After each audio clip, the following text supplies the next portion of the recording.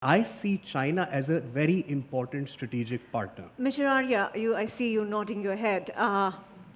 Would you agree with this view, especially given the fact that China is militarily far, far ahead of India? Do you see China as a military threat to India? Yes. What Utkarsh said made a lot of sense. I would like to disagree on a few basic points. Number one, I think trade is a fantastic idea. That is how modern states should behave. Let's be civilized. Let's all of us make money and get rich.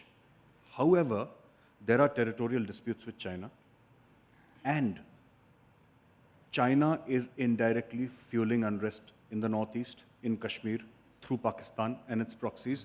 That is truth number one. Truth number two, these things will not go away just because we believe they will go away. You know, Imran Khan is not going to become my good friend because I want him to become my good friend. He's a great looking guy. He's a fantastic cricketer. And look, yeah, he's got so much of passion. The point is that he's a puppet.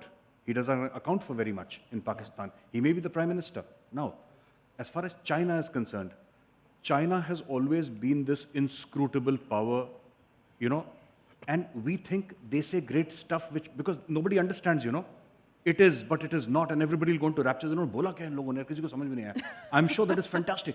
So that is traditional, you know, inscrutable. You write the art of war. Yeah.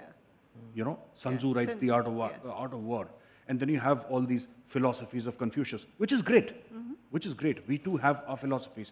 All I'm trying to say is that China has kept hidden everything behind a curtain. Yeah. Nobody knows what they intend, right? Young people will always be idealistic.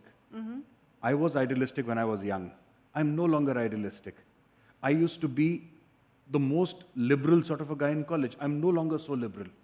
Because I've seen stuff, I've been posted to various places. I've served in JNK, I've served along the line of control.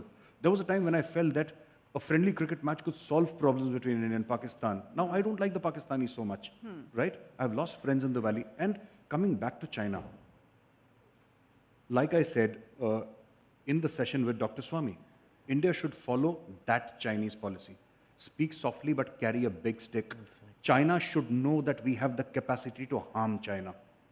Right? But do we? That's the question which Abhijit has been raising constantly. Okay, today, I'll tell you one thing. Many people commented on Doklam when the Doklam issue happened. Not many people have physically gone to Doklam.